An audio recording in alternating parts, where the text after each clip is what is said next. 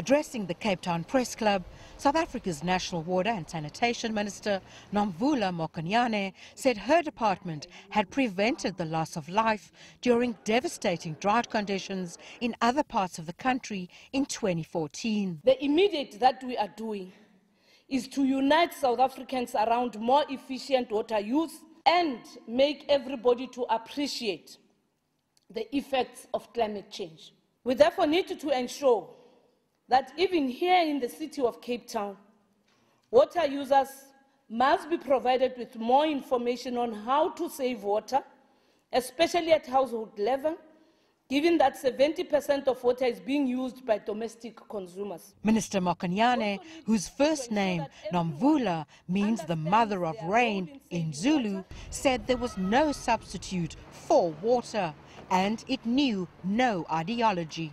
Despite deep divisions between the ANC-run national government and the Democratic Alliance-run City of Cape Town, the minister said the water crisis needed to be depoliticized. We need to ensure that there is water for all and not only water for some, because water is a constitutional right. We must allay the fears of South Africans, and I can stand here as a fellow South African and say day zero can be avoided. Meanwhile, a group of Cape Townians calling themselves the Cape Town Water Crisis Coalition say they've had enough of what they refer to as the political mismanagement of Cape Town's water crisis.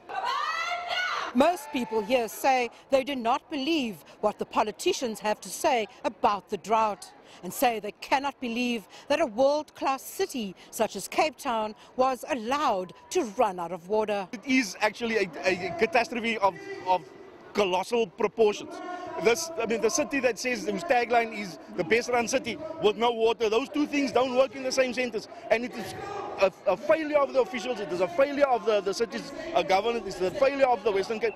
We don't actually know what the cost of this is going to be and they still don't have a plan. They have to stop lying.